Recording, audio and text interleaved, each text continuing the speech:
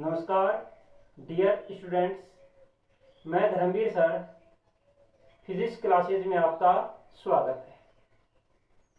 तो इलेक्ट्रोस्टैटिक में यानी स्थिर विद्युत्की में हम पढ़ रहे हैं पहला चैप्टर विद्युत क्षेत्र। अभी तक हमने विद्युत आवेश के बारे में पढ़ा है, यानी आवेश दो प्रकार के होते हैं और आवेशन की विधियां पढ़ी हैं। अब देखिए, आज पढ़ेंगे विद्युत आवेश के मात्रक, यानी विद्युत आवेश को या आवेश को मापते किसमें हैं। आपने एक रिलेशन पढ़ा है 10th क्लास में, वो रिलेशन ये है, विद्युत धारा इक्वल टू आवेश बटा समय। यानी क्या रिलेशन पढ़ा है, विद्युत धारा इक्वल टू आवेश बटा समय, यानी आवेश प्रवाह की दर क्या होती है, विद्युत धारा। इस रिलेशन को मैं लिख सकता हूं, आवेश इक्वल टू विद्युत धारा इंटू समय।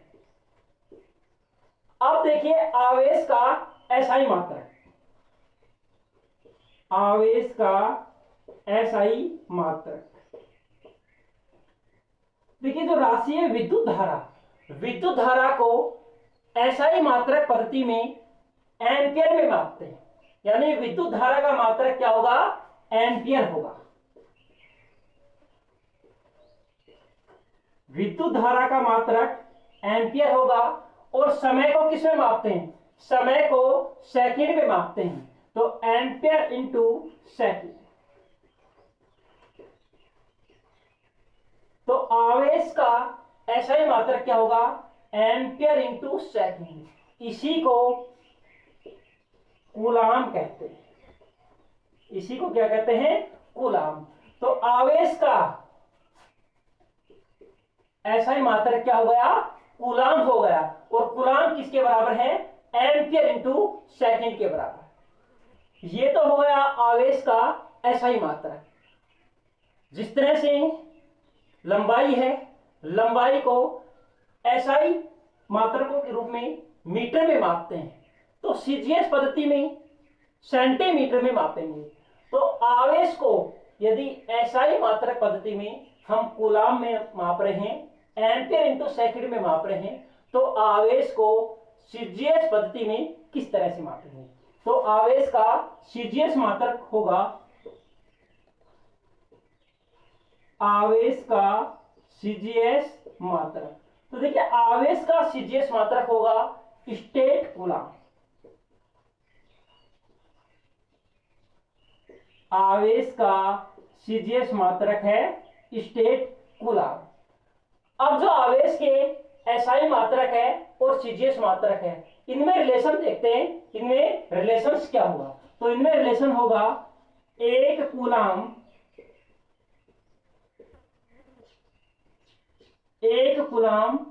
इक्वल टू 3 इंटू 10 की पावर 9 स्टेट कूलाम। ये दोनों मात्रक पद्धतियों में आवेश में क्या हो गया, संबंध हो गया। यानी एक कूलाम बराबर 3 गुणा 10 की पावर 9 स्टेट कूलाम। इसके अलावा आवेश के अन्य मात्रक भी होते हैं। एक और होता है आवेश का विद्युत चुंबकीय मात्रक। तो हम लिख रहे हैं, आवेश का विद्युत चुंबकीय मात्रक, आवेश का विद्युत चुंबकीय मात्रक, इसको हम लिख सकते हैं EMU, इलेक्ट्रोमैग्नेटिक यूनिट, विद्युत चुंबकीय मात्रक। अब देखिए, आवेश के विद्युत चुंबकीय मात्रक और एसआई मात्रक में क्या संबंध होगा, वो होगा एक coulomb equal to 1/10 into EMU। तो इसका रिलेशन क्या बन सकता है, रिलेशन बन जाएगा EMU इजकल टू 10 इंटू हम लिख सकते हैं कूलाम। तो ये आवेश के विद्युत चुंबकीय और SI मात्रक में क्या होगा, रिलेशन होगा। एक जो आवेश का सबसे बड़ा मात्रक होता है, आवेश का सबसे बड़ा मात्रक फेराडे होता है। तो हम लिख रहे हैं सबसे बड़ा मात्रक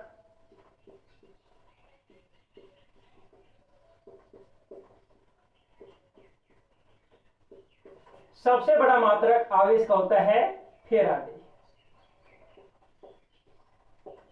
और रिलेशन लिख सकते हैं कि एक फेराडे किसके बराबर होता है, तो एक फेराडे 96,500 कूलाम के बराबर होता है। तो रिलेशन हो गया एक फेराडे इजकल टू 96,500 कूलाम। देखिए कूलाम जिस वैज्ञानिक ने इसको मापा था उसका नाम था, तो उसके नाम का पहला अक्षर सी से आवेश का जो सिंबल है वो क्यू से रिप्रेजेंट करते हैं, प्रदर्शित करते हैं। अब देखिए आवेश का SI मात्रक हो गया एम्पियर इंटू सेकेंड, जिसको हम कूलाम कर रहे हैं। CGS मात्रक हो गया स्टेट कूलाम, विद्युत चुंबकीय मात्रक हो गया, और एक आवेश का सबसे बड़ा मात्रक हो गया फेराडे। लेकिन इसके अलावा आवेश के अन्य मात्रक भी होते हैं। तो देखिए आवेश के अन्य मात्रकों की हम बात करते हैं। अन्य मात्रक जैसे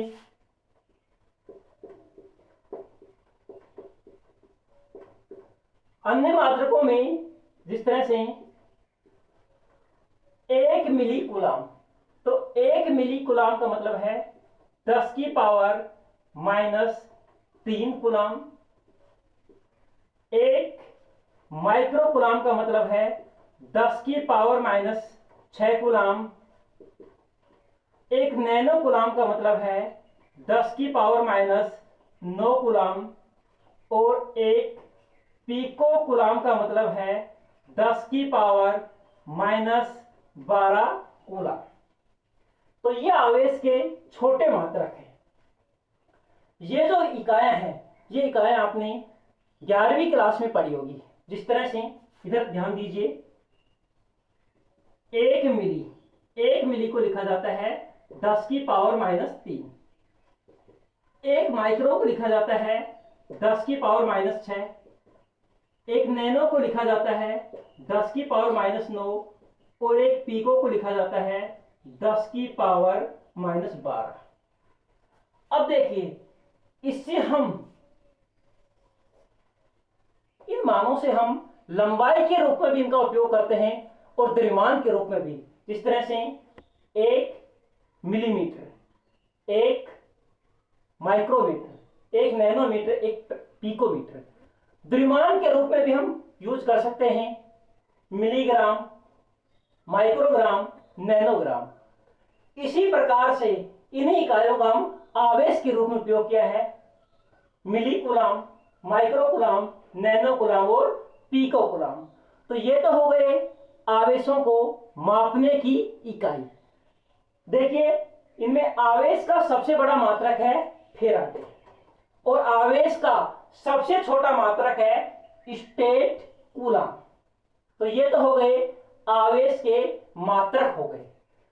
अब देखिए आवेश के हम अन्य गुणधर्मों के बारे में पढ़ेंगे।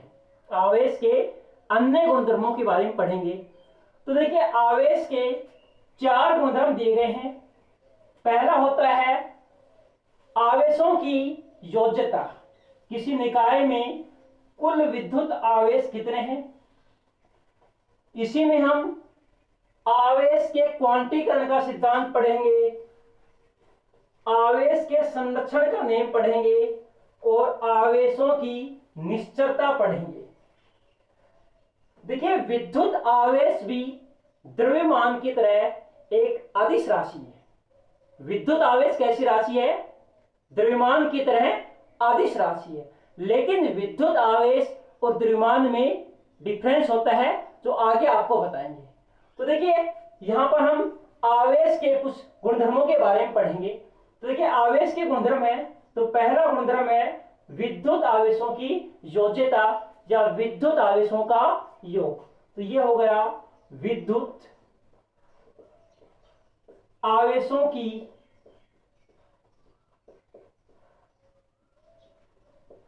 योज्यता।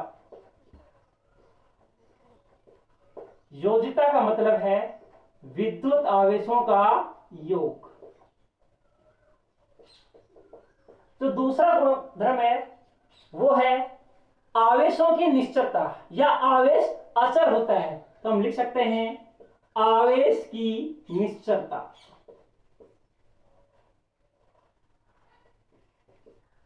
आवेश की निश्चलता। तीसरा आवेश संरक्षण का नियम, तो हम लिख सकते हैं आवेश का संरक्षण।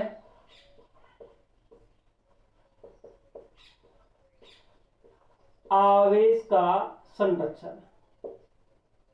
और चौथा है क्वांटीकरण। आवेश के लिए क्वांटीकरण का सिद्धांत, तो हम लिख सकते हैं आवेश का क्वांटीकरण। आवेश का क्वांटीकरण।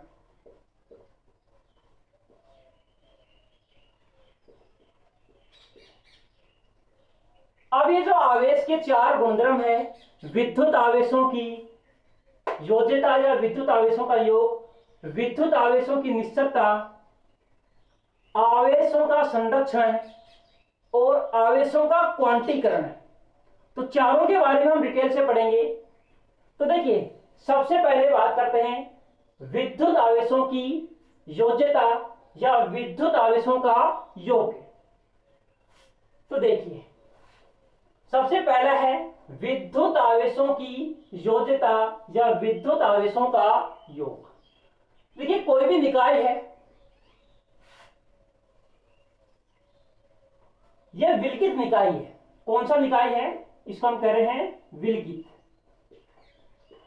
ठीक है, विलगित निकाय का मतलब है इसमें न तो भारक्षम आवेश दे सकते हैं और न इसमें से आवेश ले सकते हैं।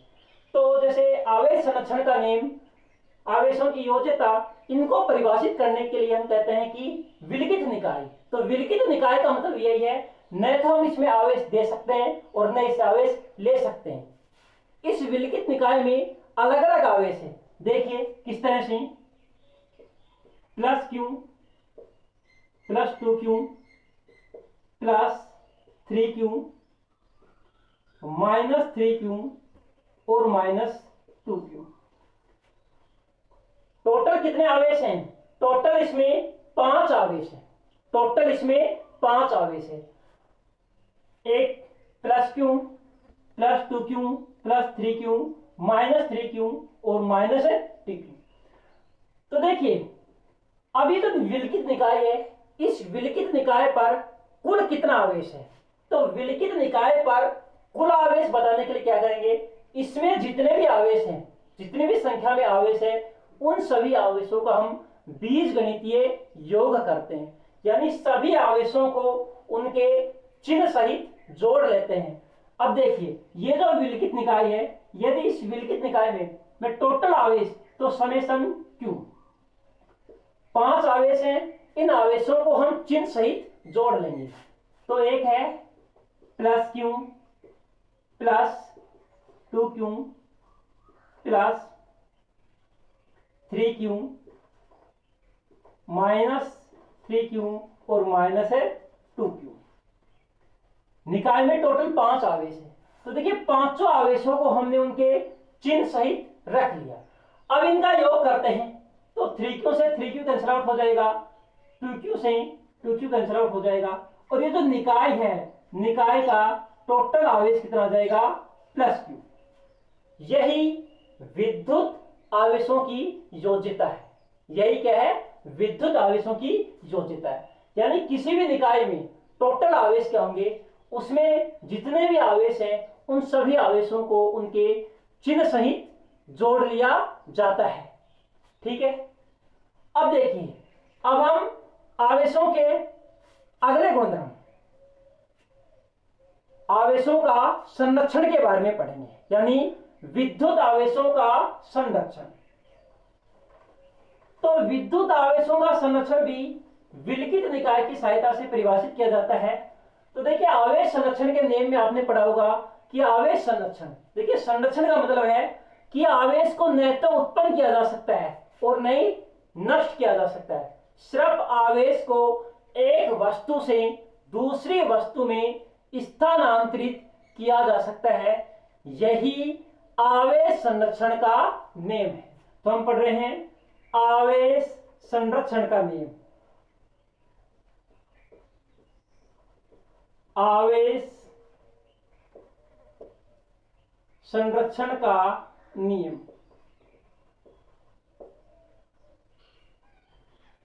यानी आवेश को न तो उत्पन्न कर सकते हैं और न ही नष्ट कर सकते हैं, सिर्फ एक वस्तु से दूसरी वस्तु में हम स्थानांतरित कर सकते हैं। तो देखिए आवेश संरक्षण के नियम को हम एग्जाम्पल द्वारा समझ सकते हैं। देखिए एक सोडियम आयन है Na+ और एक क्लोराइड आयन है, ये दोनों मिलकर बनाते हैं सोडियम क्लोराइड। एक सोडियम आयन है प्लस में और दूसरा क्लोराइड आयन है, ये दोनों मिलकर क्या बना रहे हैं, सोडियम क्लोराइड। अब देखिए यदि हम इसको अभिक्रिया के रूप में देखें तो ये अभिक्रिया से पहले की प्रक्रिया है और ये अभिक्रिया के बाद की। तो देखिए तो हम इसको कह सकते हैं ये अभिक्रिया होने के पूर्व की प्रक्रिया है और ये उसके पश्चात की प्रक्रिया है। तो अभिक्रिया होने के पूर्व आवेश और अभिक्रिया संपन्न होने के बाद आवेश। तो देखिए यहां पर अभिक्रिया होने से पहले यहां पर कितना है, सोडियम पर +1 आवेश है और क्लोराइड पर -1 आवेश है। और सोडियम क्लोराइड पर आवेश कितना है, सोडियम क्लोराइड पर आवेश क्या है, 0 है। अब अभिक्रिया होने से पहले आप आवेश जोड़िए और अभिक्रिया होने के बाद। तो अभिक्रिया होने से पहले +1 सोडियम का, आवेशों को हमेशा चिन्ह सहित जोड़ा जाता है। तो सोडियम के लिए +1 प्लस क्लोरीन का आवेश -1 इक्वल टू 0। क्या होगा, 1 प्लस का -1 इक्वल टू 0, प्लस का 1 माइनस का 1 0। तो 0 इक्वल टू क्या हो गया, 0। यानी अभिक्रिया संपन्न होने से पहले आवेश और अभिक्रिया संपन्न होने के बाद आवेश क्या है, बराबर है। यही आवेश संरक्षण का नियम है कि आवेश किसी भी विलिखित निकाय का आवेश हमेशा क्या रहेगा, एक समान रहेगा। नेट आवेश क्या रहेगा, उसमें एक समान रहेगा। तो हम परिभाषित कर सकते हैं, कह सकते हैं इसके लिए ये क्या है कि अभिक्रिया संपन्न होने से पूर्व और यह अभिक्रिया संपन्न होने के बाद।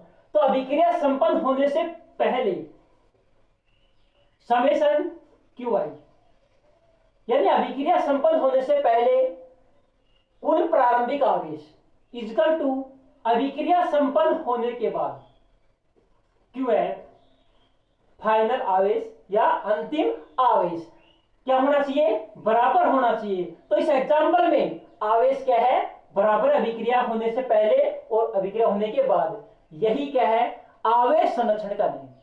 देखिए इसी को हम एक दूसरे एग्जांपल से समझ सकते हैं। देखिए इलेक्ट्रॉन होता है, प्लस में पॉजिट्रॉन होता है।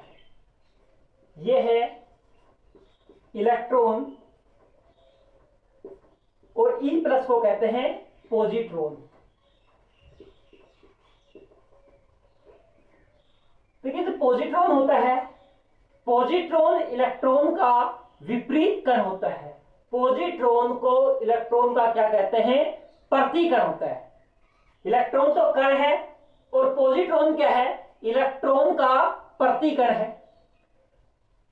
दोनों का द्रव्यमान एक समान होता है, दोनों पर जो आवेश होता है उसका परिमाण भी एक समान होता है, लेकिन प्रकृति विपरीत होती है। इलेक्ट्रॉन पर धनात्मक आवेश और पॉजिट्रॉन पर ऋणात्मक आवेश और पॉजिट्रॉन पर धनात्मक। अब देखिए, जब इलेक्ट्रॉन और पॉजिट्रॉन दोनों की अभिक्रिया करवाते हैं तो दोनों की अभिक्रिया से गामा किरण का निर्माण होता है।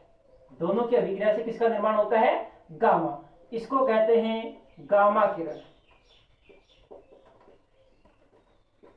गामा किरण एक विद्युत चुंबकीय किरण है, विद्युत चुंबकीय किरण होती है। इस पर आवेश 0 होता है। इस पर आवेश क्या होता है? 0। अब आप देखिए, अभिक्रिया संपन्न होने से पहले की स्थिति है, यह अभिक्रिया संपन्न होने से पहले की स्थिति है, इलेक्ट्रॉन और पॉजिट्रॉन। और ये अभिक्रिया संपन्न होने के बाद क्या है? गामा कण का निर्माण हो गया।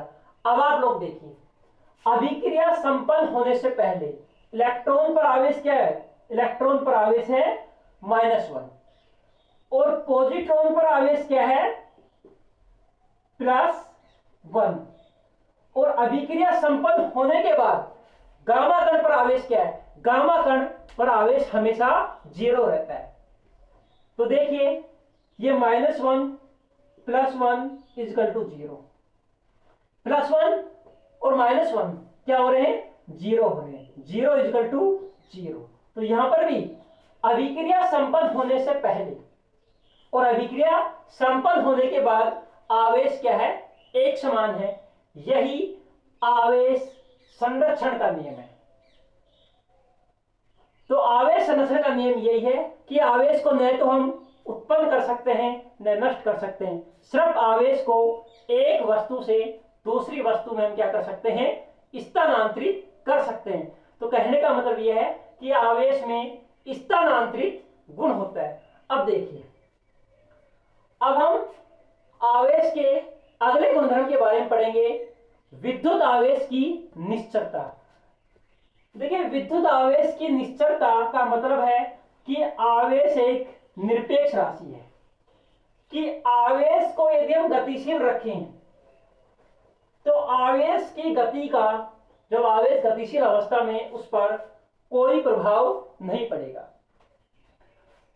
तो आवेशों का जो तीसरा गुणधर्म है वो है आवेश की निश्चलता। आवेश की निश्चलता। देखिए, आवेश की निश्चलता का मतलब कि आवेश अचर है।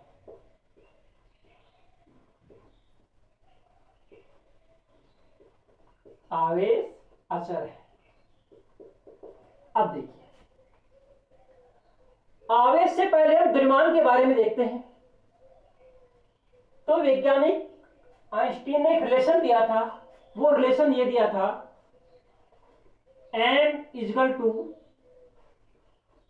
m0 1 - v²/c²। पढ़ा होगा आपने फॉर्मूला। तो देखिए, यहां पर m क्या है? यहां पर m है गतिशील वस्तु का द्रव्यमान। तो हम कह सकते हैं m क्या है? m गतिशील वस्तु का द्रव्यमान है, गतिशील वस्तु का मास है। और m0 क्या है? m0 विराम वस्तु का द्रव्यमान है। m0 क्या है? विराम वस्तु का मास हो गया, या विराम वस्तु का क्या होगा? ये द्रव्यमान हो गया। यहां पर v² क्या है? ये वाला, यहां पर ये वाला v² है, गतिशील वस्तु का वेग हो गया। वस्तु जिस वेग से गतिशील है उसका वेग है। तो v क्या है? गतिशील वस्तु का वेग। तो v क्या हो गया? गतिशील या गतिमान वस्तु का वेग। गतिशील वस्तु का वेग हो गया। और यहां पर c क्या है? c प्रकाश का वेग हो गया। c क्या है? c प्रकाश का वेग। अब देखिए, m0 क्या है? m0 विराम वस्तु का द्रव्यमान है, यानी वस्तु का उस स्थिति में द्रव्यमान है जब वस्तु विराम स्थिति में है, जो वस्तु क्या है, विराम स्थिति में एक जगह पर है। और m क्या है, जब वस्तु गतिशील है, वस्तु को हमने यहां से क्या कर दिया, उसको गति प्रदान कर दिए, तब ये उसका द्रव्यमान है। तो इस रिलेशनशिप, कहने का मतलब जो v का मान बढ़ेगा, v का मान बढ़ेगा, इसका मतलब है जब वस्तु की गति बढ़ेगी तो m का मान क्या होगा, बढ़ेगा। m का मान क्या होगा, बढ़ेगा। तो हम क्या लिख सकते हैं, m greater than m not. यदि v का मान बढ़ता है तो m का मान बढ़ता है। तो यदि वस्तु गति करती है तो वस्तु का द्रव्यमान भी क्या होता, बढ़ता जाएगा। यह द्रव्यमान के लिए है। अब देखिए, अब आप आवेश के लिए देखिए, अब आप आवेश के लिए देखिए, ये आवेश है क्यों, इस आवेश को हमने विवेक दे दिया, इस आवेश को हमने क्या दे दिया, विवेक दे दिया। अब देखिए, आवेश को विवेक दे दिया तो आवेश का मान परिवर्तित नहीं हुआ। आवेश को, जब आवेश विराम अवस्था में था तब भी आवेश का मान वही था, और आवेश को चाहे कितना ही वेग दे दिया जाए, आवेश का मान एक समान रहेगा। कहने का मतलब, चाहे वस्तु को कितना ही, वस्तु गतिशील अवस्था में हो या वस्तु विराम अवस्था में हो, लेकिन आवेश पर उसकी गतिशील और विराम अवस्था का कोई प्रभाव नहीं पड़ेगा। जब वस्तु विराम में है या गतिशील अवस्था में, उसका आवेश हमेशा क्या रहेगा, एक समान रहेगा। इसलिए तो यहां पर क्या गया, आवेश अचर है या आवेशों की निश्चलता। तो आवेश पर गतिशीलता का कोई प्रभाव नहीं पड़ता। जिस तरह से देखिए, यहां पर निर्देश तंत्रों के बारे में आपने पढ़ा होगा, कार्तीय निर्देश तंत्रों की हम बात कर रहे हैं। तो इधर देखिए, ये कार्तीय निर्देश तंत्र के 3 अक्ष x, y, z। तो देखिए, निर्देश तंत्र के मूल बिंदु O पर, निर्देश तंत्र के मूल बिंदु O पर कोई प्रेक्षक बैठा है। प्रेक्षक का मतलब जिसके सापेक्ष आवेश क्या कर रहा है, गति कर रहा है। आवेश को देखने वाला बैठा है। अब एक स्थिति यह है A, यहां पर आवेश क्या है, विराम अवस्था में है। यहां पर आवेश क्या है, विराम अवस्था में है। इसको आवेश क्यों ही प्रेक्षित हो रहा है। दूसरी स्थिति भी ले लेते हैं और आवेश को किसी विवेक से गति कराते हैं। अब यहां पर बिंदु O पर या मूल बिंदु O पर जो प्रेक्षक बैठा है, उसको बिंदु A पर जो आवेश, दोनों पर देखिए, आवेश A और B पर आवेश जो रखे गए हैं वो एक समान परिमाण के रखे गए हैं। तो बिंदु O के लिए Q पर एक स्थान पर रखा आवेश और बिंदु O के लिए B पर विवेक से गति करता हुआ आवेश एक समान ही रहेगा। किसके लिए, बिंदु O पर। तो यही आवेशों की निश्चलता है, यानी आवेश पर गतिशीलता का कोई प्रभाव नहीं पड़ेगा, लेकिन द्रव्यमान पर पड़ता है। तो यही क्या है, आवेशों की निश्चलता। आवेश क्या है, अचर है।